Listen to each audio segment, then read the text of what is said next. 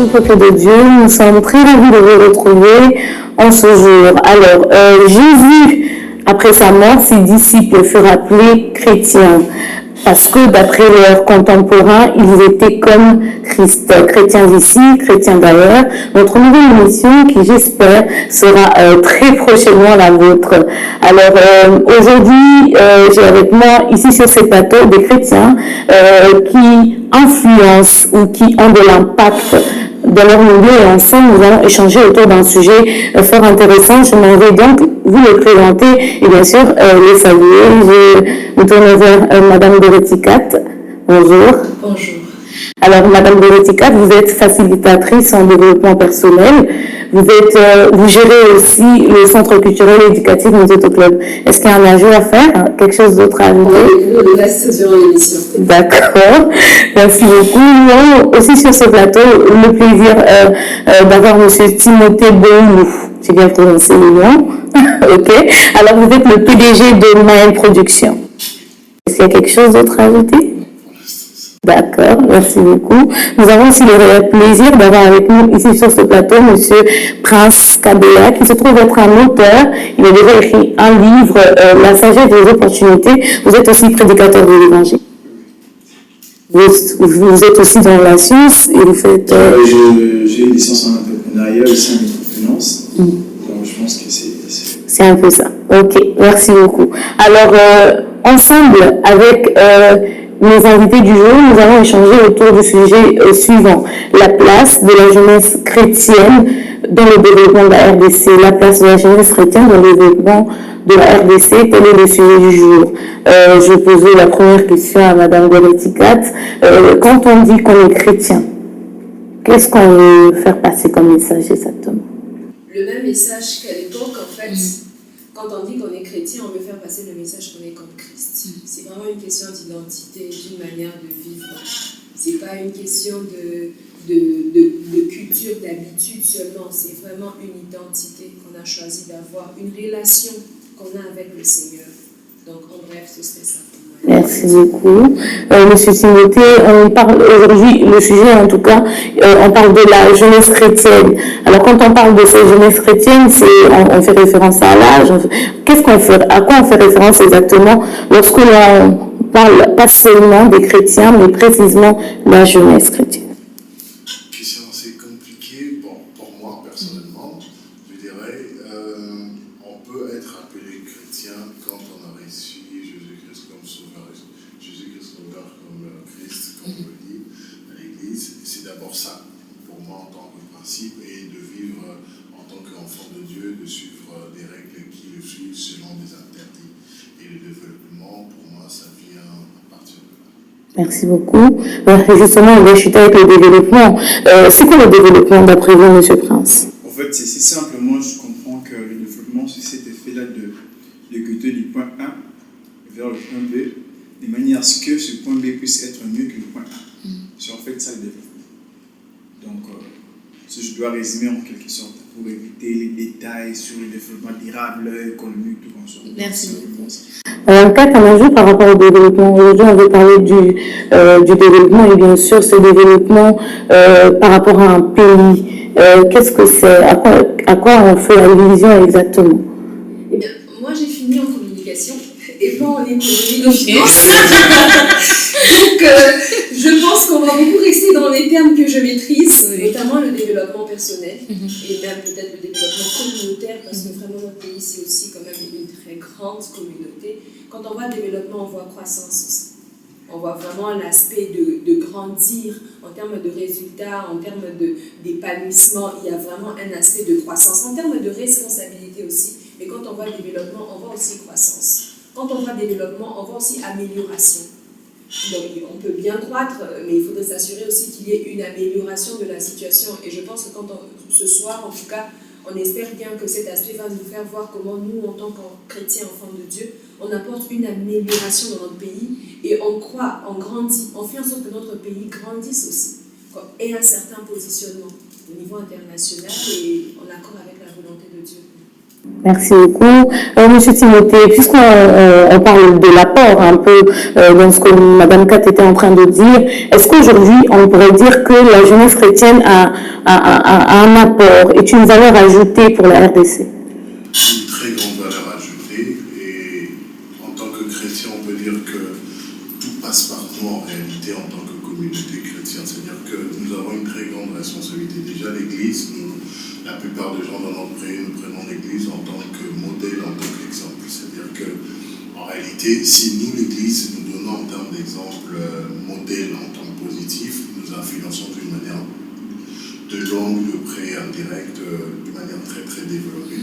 C'est-à-dire que l'Église aujourd'hui, vous allez voir comment je dis, l'éducation vient de la maison, de l'école et de l'Église. Donc si une personne rate ces trois piliers, c'est très compliqué. Alors l'Église, non seulement il joue le côté de l'éducation, mais il a la finance spirituelle. Alors il peut être beaucoup avantagé de rater sa vie, mais grâce à Dieu, dans le domaine spirituel, vous pouvez y gagner dans beaucoup de chances, puisque par grâce de Dieu, tout est possible dans le développement personnel ou public de chaque personnalité dans notre pays. Merci beaucoup. Monsieur Timothée vient de dire que l'Église, voilà, dans son apport, a un apport spirituel et bien sûr un apport éducationnel. D'après vous, quels sont les autres domaines, si on parle de cet apport que l'Église a, que la jeunesse chrétienne, pour être un peu plus précise, généralement, quels sont les domaines où les jeunes chrétiens aujourd'hui en RDC ont de l'apport, apportent un peu leur pierre à l'édifice? En fait, moi je pense que citer les domaines serait un peu assez compliqué, mais sinon, être jeune chrétien, l'onction que nous avons, c'est pour n'importe quel domaine. L'onction, nous recevons l'onction pour n'importe quel domaine. Autant nous voulons avoir de l'onction pour prêcher, être dans le ministère, autant nous avons besoin pour n'importe quel domaine. Il n'y a pas de domaine où on dit que ça c'est pour les chrétiens, ça c'est pas pour les chrétiens, parce que tel que nous sommes là, nous sommes appelés à annoncer l'évangile partout, puisqu'il est dit aller et faire de toutes les nations mes disciples. Dessus maintenant nous commençons à chercher, bon ça on ne fait pas, ça on doit éviter parce que je ne suis pas appelé à être un mécanicien, la mécanique c'est pour tel genre de personnes, c'est comme si on ne fait pas bien ce qui nous a été demandé en fait. Merci beaucoup, Mme Dorothea. Tu parles ici de ce moment crucial pour les chrétiens où voilà, Christ, avant de partir, nous a annoncé cette mission qui est la nôtre. La Bible dit, il faut s'assurer, il va dire, recevoir le Saint-Esprit.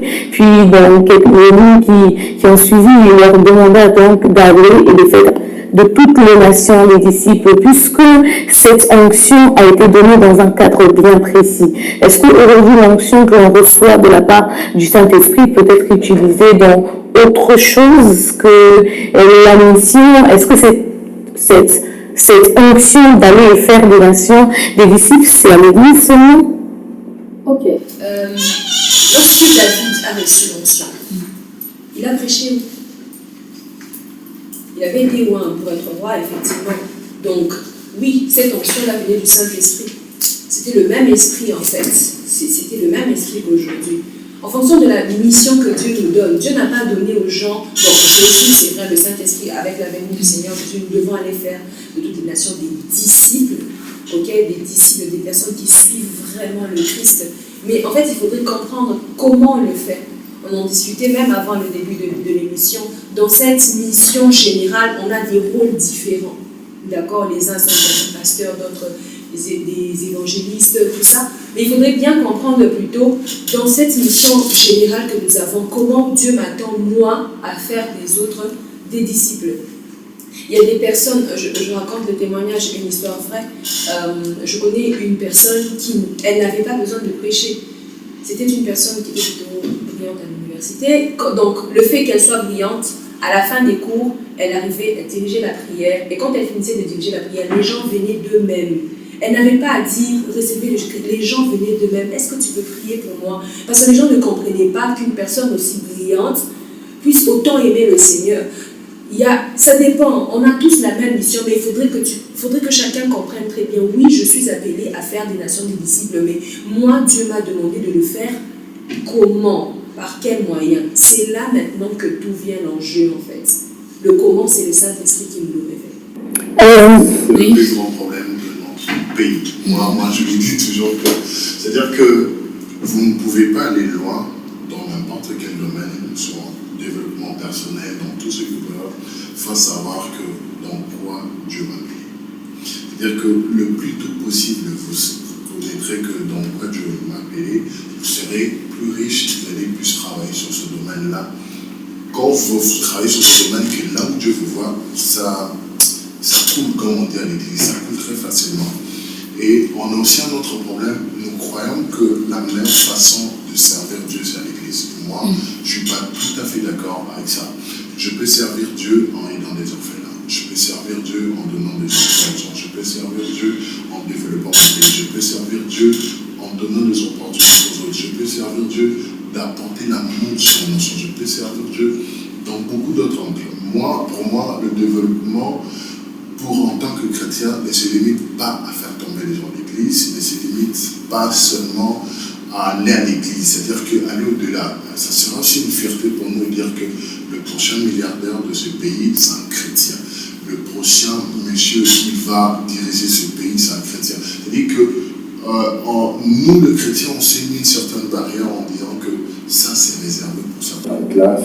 Donc, vous ne croyez pas en ça quand on dit que la politique ou X ou Y domaine pour un chrétien. Si Dieu vous voit en tant que chef dans n'importe quelle institution, là où il y a de la magie, là où il y a tout, mais si Dieu veut que vous soyez là en tant que chef, vous allez dominer. Il y a l'homme de Dieu à la Bible que j'ai oublié, lui, je crois Joseph, dans son gouvernement, il venait non seulement d'ailleurs, mais il a influencé dans un pays où il y avait des magiciens, il y avait tout. Mais regardez, en tant qu'un étranger, venir diriger dans un pays en tant que Premier ministre et vous donner des ordres, ça ne veut pas dire qu'il était magicien, mais ça venait de là.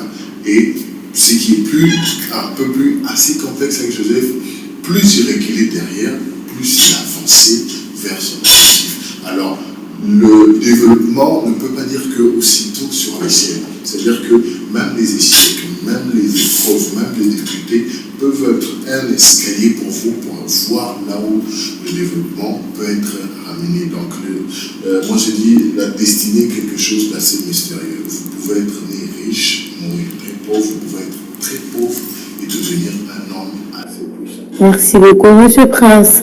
On le dit souvent que la majeure partie des Congolais sont chrétiens. Donc, ce ne sont pas les chrétiens qui manquent, ce ne sont pas les chrétiens ou l'homme d'esprit qui manquent, qui sont RDC, mais on se rend quand même compte, malgré le potentiel de la RDC, il y a des choses qui ne marchent pas comme on le voudrait. Il y a un développement que l'on veut, qu'on n'arrive pas à atteindre. C'est quoi le problème? Est-ce qu'on a manqué l'escalier dont M. Timothée est venu parler tantôt? On a manqué l'escalier. Qu'est-ce qui fait aujourd'hui que la RDC connaît une difficulté à se développer, malgré le fait qu'il y a des personnes loin d'esprit qui peuvent juger et qui ont l'intelligence des temps et des saisons? Ok, ça c'est une question très capitale. En fait, vous savez, moi je dis souvent ceci. En RDC, c'est vrai qu'on a à majeure partie de chrétiens tout consort, mais moi je trouve que on a beaucoup de gens qui prient, mais peu qui prient vrai. C'est là où ça pose problème. Lorsque la compréhension de l'onction est compromise et que on se réveille bon matin, quand je dis tantôt plus tôt, on se réveille bon matin, tous les jeunes se disent d'être des prophètes et que tout le monde se dit ils sont appelés, ils ont un ministère à faire, au détriment du travail et de la compétence, il y a des points à avoir crainte. Nous voulons que le pays puisse être développé par qui? Puisque normalement, s'il y a des jeunes qu'on devait associer dans des réunions de prise de décision qui gouvernent le pays, on devait faire appel aux chrétiens. Mais lorsque nous négligeons les compétences, moi les gens m'ont dit ce que nous sommes là et vous parler en langue, et pour prophétiser, on pense que c'est ça, là il y a un problème. On doit travailler. Nous prions, nous travaillons et nous avançons. Ce n'est pas pour rien que Dieu nous a donné la tête. Ce n'est pas pour rien que Dieu nous a donné un cerveau. On doit savoir faire ces parallélismes-là. Puisque, vous savez, je sais ce que notre confrère a dit. Et moi, j'ai compris une chose. Derrière chaque positionnement, derrière chaque position, se cache une mission. C'est ce que Mardochée est en train de faire comprendre à Esther. Si tu es là, ce n'est pas pour rien. Si tu es là, il faut comprendre la mission que tu as et là où tu es comme reine. Donc, si je suis quelque part, bien positionné, peu importe le domaine, je dois comprendre que là où je suis, j'ai aussi une mission à accomplir. Lorsque nous ne comprenons pas ces choses, ça devient compliqué. Et lorsque nous cherchons à tout prix la révélation, même là où ça nous demande la réflexion, ça devient compliqué. On doit savoir faire la part des choses. Quand on ne sait pas faire ces paralyses, là, ça devient compliqué. Très compliqué. Donc, c'est en fait ce que je suis en train de voir ces derniers temps. Je suis en train d'observer, parce que je un peu plus le prochain livre en marche. Ok, merci beaucoup. Madame Kat, êtes-vous d'accord avec Monsieur Prince? Il est d'un grand temps pour la jeunesse chrétienne d'arrêter d'être H24 à l'église, H24 au ministère, ainsi de suite, afin d'influencer ou d'impacter ou encore d'éclairer, de donner de la saveur dans ce monde. Je crois qu'il faudrait qu'on se rende aussi compte, je voudrais juste être complémentaire de la cible à laquelle nous sommes en train de parler. Les jeunes chrétiens, c'est d'abord la catégorie de ces personnes qui essaient de se débrouiller dans un pays où le chômage bat son plein, où même quand tu crées une entreprise, on se demande si tu as créé l'entreprise pour qu'elle travaille et qu'elle produise des choses pour toi, ou c'est l'entreprise qui vit de toi. Donc c'est toi qui vis de ton entreprise, ou l'entreprise vit de toi. Donc bref, c'est un univers très compliqué. Donc on a vraiment cette catégorie des jeunes qui se battent pour s'en sortir. Et il faut qu'on soit conscient qu'en RDC, c'est pas facile. En Afrique en général, c'est pas facile. La deuxième catégorie, c'est quand même le jeune aussi qui se bat, mais qui est conscient qu'il a un appel de leadership quelque part. Ça peut être aussi à l'église, ou ça peut être en tant que chef d'entreprise, ou en politique, peu importe, mais il est conscient qu'il a un appel de leadership. Maintenant, pour la première catégorie, il y a juste un message à dire, tu as reçu l'onction, alors bats-toi. Ça ne sert à rien, tu n'arrives pas toi-même à manger, tu as du mal à t'habiller, tes chaussures, tu portes les mêmes chaussures depuis plusieurs temps, tu ne fais qu'appeler des cordonniers pour les arranger. Si un jeune comme ça, on lui dit, écoute, lève-toi, essaie de développer le pays, qu'est-ce qu'il va nous dire? Vous êtes là en costard, nous sommes très beaux sur le plateau, Dieu nous a bénis, et vous venez me dire que vous avez développé le pays alors que je mets les mêmes chaussures depuis 3 ans et je suis pour les arranger. Pour un tel jeune, tout ce que moi j'aimerais vraiment dire à cette catégorie-là, c'est tu as reçu l'onction de Dieu. Les malédictions qui pèsent sur ce pays ne peuvent pas peser sur toi parce qu'à la croix, il a payé le prix pour toi. Alors tu vas devoir te battre. Toi, ce que tu as fait, bats-toi pour t'en sortir. Le simple fait de te battre pour t'en sortir, tu deviens une lumière, un modèle pour les autres. Donc ne cherche pas midi à 14h. Toi, concentre-toi d'abord sur une chose. La prière de Jaïbet, Éternel étant mes limites. Ça, c'est la première catégorie. Et Dieu étant les limites. Nous venons tous les voir ici. Avant d'être en costard cravate, on habitait dans des maisons. Je parle de ma vie. Avant d'engager les gens, j'habitais dans des maisons. Donc je sais de quoi je parle. Ok, donc ça, c'est la première catégorie. La deuxième catégorie, c'est des personnes qui ont vraiment un appel au leadership. Tu sens dans ton cœur que Dieu t'a appelé à diriger certaines gens. Si tu sais que tu as un appel au leadership et que jusqu'à aujourd'hui, tu n'as pas encore pris de responsabilité, tu vas prendre là-dessus. Parce que dans un pays où il y a autant de problèmes et le besoin criant en RDC, ce n'est pas les gens intelligents. Beaucoup de personnes sont très intelligentes en République démocratique du Congo. Et ce n'est pas l'argent. On voit les buildings pousser comme des champignons. Et ce n'est pas qu'en RDC, c'est en Afrique un peu partout. Mais la vérité, c'est qu'il y a les vrais leaders, les leaders qui ont vraiment le souci de porter la population, les leaders qui ont vraiment ce cœur de changer, ceux-là qui ne font pas les choses pour les réseaux sociaux, mais qui font vraiment les choses pour servir le peuple de Dieu. Ceux-là, on ne les voit pas. Donc, si tu sais que tu as un appel au leadership, à toi, vraiment, aujourd'hui, je pense que le Seigneur veut te dire, c'est le moment de prendre tes responsabilités. Prends sérieusement soin de tes réseaux sociaux. Au lieu d'être toi l'influenceur, on a des influenceurs qui nous disent quel bijou porter. Ce n'est pas mal, moi-même je dis quel bijou mettre. Mais seulement, on a besoin des influenceurs leaders que le Seigneur a vraiment établis. Agis dans le secteur dans lequel Dieu t'a appelé. L'onction que tu as eue, ça peut être dans l'ingénierie, ou je ne sais pas moi, dans la science. Commence à poser les actes. Parce que si tu sais que tu as un appel au leadership, encore une fois, cette question c'est pour toi. Donc cette onction va permettre à la première catégorie de s'en sortir, à la deuxième catégorie de faire en sorte qu'un maximum s'en sorte. Merci beaucoup. Je pense que vous étiez déjà dans les pistes de solution. Donc, je pense que ceux qui avaient besoin d'être motivés et besoin d'être réveillés un tout petit peu, j'espère que les mots de Madame Kat vont vous encourager. Donc, on va prendre la suite. Madame Kat était en train de parler donc de ce problème qu'il y a aujourd'hui au niveau de la jeunesse chrétienne et qui très souvent c'est lié aux réalités même de notre pays. Est-ce qu'aujourd'hui on peut mettre quelqu'un à la barre pour dire c'est toi qui as à plaindre? Est-ce qu'aujourd'hui, on peut dire que le problème de la jeunesse chrétienne, c'est parce que, comme Mme Kata a dit, il y a de ceux qui n'ont pas encore suffisamment pris conscience, ou le problème aujourd'hui, c'est que c'est ceux qui étaient censés demander à ces jeunes, un peu comme Mme Kata veut faire aujourd'hui, leur dire battez-vous, levez-vous, agissez parce que vous avez un rôle, vous avez quelque chose à apporter, ne le disent pas tout simplement. Monsieur Timothée. Le changement, le développement, c'est quelque chose de très complexe. Et plus tôt vous comprenez ça, plus tôt vous avez la chance de se développer. Le changement peut prendre 10 ans, peut prendre 5 ans, peut prendre 20 ans, mais savoir là où vous voulez aller, c'est très très important. Nous avons tous 24 heures, tout le monde, ceux qui sont milliardaires, ceux qui sont pauvres, ceux qui sont moyens, nous avons tous 24 heures. Le plus important, nous en tant que chrétiens, nous avons un avantage. Nous avons un Père à qui on peut demander d'ouvrir certaines portes que les autres ont diffusées. Qu'est-ce que je fais du potentiel, moi en tant que chrétien, pour développer? Moi, j'ai compris une chose dans la vie, j'obtiens ce que je demande à la prière. Ce que je n'ai pas demandé à la prière, je ne l'obtiens pas.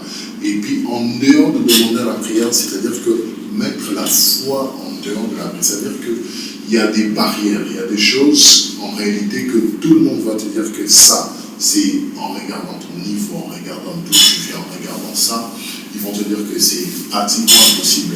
Moi, j'ai dit souvent aux gens, aller à l'église, croire que Dieu existe, avoir la foi, ça ne suffit pas. Mais croire dans le vide que Dieu peut agir, c'est là où il y a c'est là où même il y a des gens qui sont limités. C'est-à-dire que là, on dit qu'on ne sait même pas comment on va terminer la journée, mais rassurer les gens que là, on va le faire. Dans le vide, c'est là où on dit que croire en Dieu. Et nous, les jeunes chrétiens, nous avons ce potentiel, nous avons cette grâce. Moi, je dis, Dieu bénit de la manière dont vous le voyez. Si vous voyez Dieu vous bénir dans une seule parcelle, vous aurez une parcelle. Si vous voyez Dieu dans une dimension un peu plus diriger un pays, vous allez diriger un pays. Si vous voyez Dieu influencer dans notre façon, tout dépend. Il y a une part de responsabilité qui vous revient, il y a une part de responsabilité qui revient à rapport de la grâce. Mais tout dépend de la manière dont vous gérez votre temps et la crainte de Dieu surtout. Parce qu'on a un problème, nous croyons craindre Dieu dans une certaine manière, mais en réalité on ne croit pas. Parce que le vrai changement commence par ça. Et que est-ce que vous craignez Dieu et vous appliquez ses lois pour accompagner ce développement?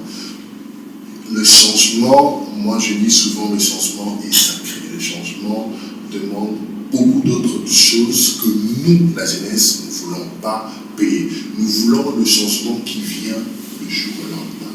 Nous voulons être leader le jour au lendemain. Mais nous ne voulons pas prendre comment les autres ont pu arriver. Mais nous avons une grâce. Si on comprend cette grâce d'être associé à Dieu, nous allons tellement influencer dans ce pays, dans le monde, dans l'international, d'une manière assez positive. Et c'est la seule façon, moi je dis, d'évangéliser. Parce que si je dis aux gens, Dieu peut changer, je peux être le témoignage de ce genre, de ces personnes-là, du changement. C'est-à-dire que d'une manière ou d'une autre, on influence. À l'église, tu peux être dans beaucoup de choses, mais nous devons être conscients de ce qu'est. Et puis, l'évolution ne demande pas 10 millions. Moi, je dis aux gens, si tu veux aller loin, regarde ce que tu as dans tes mains. Ce que tu as demain, ça peut être le $1 qui peut faire de toi que tu deviennes à 100, à 200 ou plus. Merci beaucoup, M. Timothée. Monsieur Israël, la RDC donc a un besoin en développement, il y a un vide qu'il faut combler, il y a des situations pour lesquelles il faudrait trouver des solutions. Vous avez écrit un livre, La sagesse des opportunités. Est-ce que ce besoin en développement que présente la RDC est une opportunité pour la jeunesse chrétienne? Si oui, comment? Oui, c'est vraiment une opportunité pour nous de vrai. Vous savez, nous, les chrétiens, nous avons des avantages énormes. Ce n'est pas pour rien qu'il est dit dans le dernier jour, je répandrai mon esprit sur toute chair. Vos fils et filles prophétiseront, vos jeunes gens auront des visions. Vous savez, la vision, quand on dit là, ce n'est pas seulement le fait de voir par la vue physique comme ça. En d'autres termes, on est en train de dire que nous aurons la capacité de voir dans l'invisible ce qui pourrait être le futur de nos présents. Parce que la vision, ce n'est pas question du présent, c'est question du futur. Donc, on a des capacités énormes qu'on doit exploiter. À part ça, nous, avec l'Esprit de Dieu, notre façon de fonctionner est tellement si rare que beaucoup n'en ont pas. Avec l'Esprit de Dieu, vous allez voir l'histoire d'un jeune, il vient comme ça, il explique ce qu'a vu le roi dans un songe, et quand il finit par là, il commence à dire comment les choses devraient se faire. Ouais, je parle de Joseph. Donc on a des capacités que les autres n'ont pas. Mais nous devons maintenant savoir comment les travailler. Parce que déjà, du fait qu'il y a un vide, du fait qu'il n'y a rien à faire, cela montre que nous, on doit démontrer notre capacité de la créativité. Dieu a créé, Dieu nous a placés pour travailler. Il nous a placés dans le jardin pour cultiver, donc pour améliorer les choses. Donc nous devons maintenant voir comment on peut aller de l'avant. Nous devons maintenant voir comment développer ce qui est à nous. Parce que le changement, ce que nous voulons, le changement doit commencer à nous avant de passer par nous. Ça commence à nous. Si rien ne change en nous, rien ne changera autour de nous. Donc c'est à nous maintenant de savoir comment travailler cela. Parce que les gens nous cherchent, les gens ont besoin de nous, les gens nous suivent lorsqu'ils constatent qu'on a développé ce qu'ils n'ont pas. Les gens ne nous appelleront jamais parce qu'on a ce qu'ils ont. Les gens ne nous chercheront jamais parce que nous sommes en train de parler de la même façon qu'eux. Au contraire, les gens auront que besoin de nous lorsqu'ils verront en nous ce qu'ils n'ont pas. D'où maintenant, si nous continuons à négliger ce que nous avons, on ne va rien faire. Nous serons tous mélangés. Alors, il est grand temps que nous puissions d'abord commencer à travailler ce qui est à notre partie là. Notre partie, la capacité que Dieu nous a donnée. Parce que Dieu, en nous créant, il nous a doté des capacités surnaturelles et naturelles. Nous, les chrétiens, on peut fonctionner dans le surnaturel, tout comme on peut fonctionner dans le naturel. C'est déjà un atout énorme. Donc, c'est en fait. Merci beaucoup. Madame Goretti-Kat, voilà, le monde attend avec un ardent désir la révélation, n'est-ce pas, des fils, puisque ce monde attend avec un ardent désir la révélation des jeunes chrétiens que nous sommes aujourd'hui. Quelle est donc cette place que devrait occuper la jeunesse chrétienne en ce qui concerne le développement de la RDC? Ok, je pense sincèrement, comme on le disait avant même l'émission, c'est vraiment pas un positionnement ici de dicter aux autres quoi faire. Mais il y a une chose qui est vraie, les enfants de Dieu, Dieu nous a transmis des valeurs du royaume. Et ces valeurs du royaume, et même ces principes du royaume, que vous soyez chrétien ou pas chrétien, quand vous appliquez les principes du royaume, on voit les résultats de votre vie en fait. Je pense vraiment que la jeunesse chrétienne joue aussi le rôle de vraiment créer un environnement où les valeurs du royaume se développent. Ça permet au pays de garder un environnement propice au développement, à la croissance. Ça, c'est l'un des premiers rôles. Et le deuxième rôle, vraiment, la place, c'est cette place spirituelle. De conquérir spirituellement le pays. Parce qu'on aura beau dire ce qu'on veut dire, nous sommes tous conscients que certaines batailles que nous avons, ce ne sont pas que des batailles intellectuelles, ce ne sont pas que des batailles physiques comme ça. Il y a des vraies batailles spirituelles qu'il faudrait mener. Et les enfants de Dieu, c'est notre rôle à nous de mener ça. Au lieu, en allant par exemple à l'université, de critiquer cette étudiante qui a l'air de se donner à plusieurs professeurs, notre rôle à nous, ça sera de prier pour elle, de l'aider, de la ramener, de la stabiliser. Et en ayant fait ça avec une étudiante, on va avoir l'habitude de le faire régulièrement et on peut se rendre compte qu'en 5 ans à l'université, on a aidé 100 personnes. Et 100 personnes, ça signifie des personnes qui donneront naissance à peut-être 300 personnes et toute une génération comme ça, peut-être adaptée. Conserver les valeurs du royaume et puis conquérir spirituellement le pays. Merci beaucoup, Madame Goretti-Kat. Monsieur Timothée, vous répondez à la même question. Quelle est cette place que devrait occuper la jeunesse chrétienne en ce qui concerne le développement de la RDC? Celui qui nous a créé, il est tout ce qu'on peut avoir. Il est premièrement créateur. Il a créé ce monde dans 6 jours, le 7e jour, il s'est reposé. C'est ça comme modèle qu'on peut prendre. C'est-à-dire que ce qu'on voudra faire, planifier, organiser notre vie, orienter et savoir notre objectif par lequel nous voulons atteindre. Parce que, en dehors de tout, c'est un jeu d'ordre. Et que notre place pour un certain développement, nous devons le suivre en tant que modèle. Il a tout fait. Nous devons juste suivre ses traces. Et arriver là où notre destin a été prévu. Merci beaucoup. Monsieur Prince, on doit donc rectifier les tirs, mais puisque on doit changer la donne, quelle est cette place qu'on devrait occuper en tant que jeune chrétien? Moi, je pense que je vais nuancer un truc. Ça, c'est un rappel. Vous savez, je peux comprendre une chose. Lorsque vous lisez la Bible, dans Exode, on dit que lorsque Moïse élevait le main, le peuple gagnait, le peuple il avait l'avantage. À chaque fois que le main baissait, le peuple n'avait pas l'avantage. Mais il est arrivé quelque part, après ça, on dit Josué vaincu Amalek et son peuple au travers de son épée. Je peux comprendre une chose. En fait, derrière un jeune, derrière chaque chrétien compétent qui fait des exploits, se cache un homme de Dieu qui prie pour lui. Okay.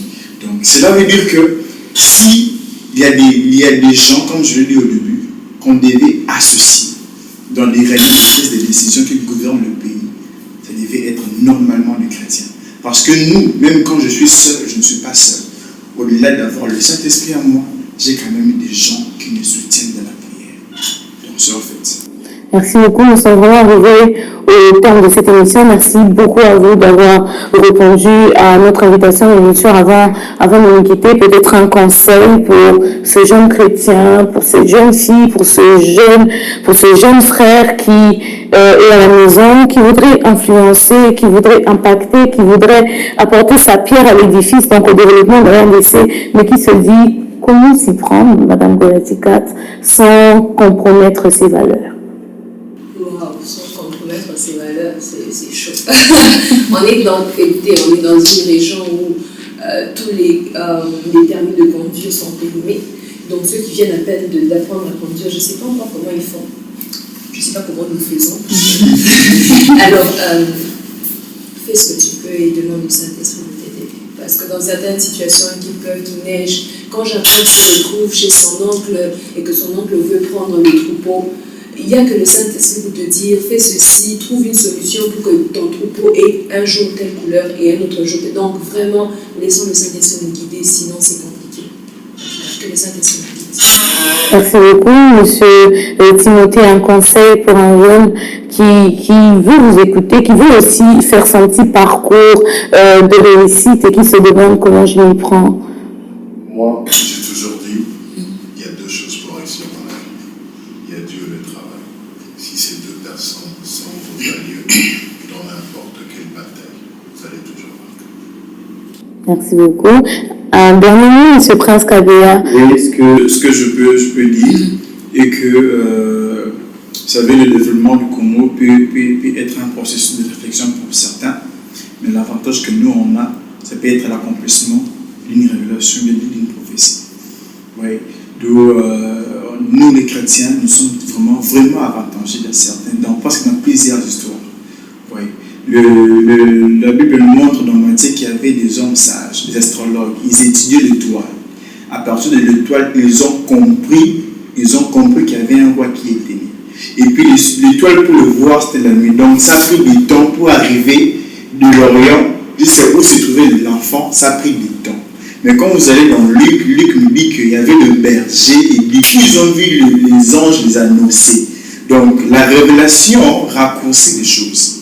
Voilà un peu d'où ce que je peux nous dire, nous les chrétiens, travaillons, mais soyons beaucoup plus à l'écoute du Saint-Esprit. Ce qui peut prendre des heures et des jours chez les autres, chez nous, ça peut aller si rapidement, si vite, et nous pouvons voir les choses autrement. Merci beaucoup. C'en est fini pour cette émission. Vous l'avez compris, ils sont jeunes, ils sont chrétiens et ils ont un apport réel dans le développement de ce pays. Et vous, qu'en est-il de vous? La Bible parlant de Daniel et ses compagnons, la Bible dit, je vais le lire très rapidement, Daniel, le premier chapitre, au verset 17, Dieu accorda à ces 4 jeunes gens de la connaissance, de la perspicacité, dans tout ce qui concernait la littérature et de la sagesse. Le Seigneur vous a certainement accordé de l'intelligence, de la sagesse, des aptitudes. Qu'est-ce que vous en faisiez? Ne pensez-vous pas que ces choses, ces aptitudes que le Seigneur vous a accordées pourraient entraîner le changement, pourrait justement impacter ce pays et être à la cause de son développement. J'aime le dire, tout comme la Bible le dit d'ailleurs très bien, on n'allume pas une lampe pour la placer sous la table, on la place plutôt sur la table afin que cette lampe-ci puisse éclairer. Nous avons le devoir d'éclairer, nous avons le devoir de donner du goût et de la saveur à ce monde. Alors, utilisons tout ce que le Seigneur a placé en nous pour atteindre cet objectif. Merci beaucoup à vous de nous avoir suivis. Énormément merci encore aux invités que nous avons eus sur ce plateau. Énormément merci à toute l'équipe de TCI et bien sûr, énormément merci à toute l'équipe de Maël Productions. C'était là la première émission de Chrétiens d'ici, Chrétiens d'ailleurs. Quant à moi, je vous dis au revoir et à très bientôt. Bye!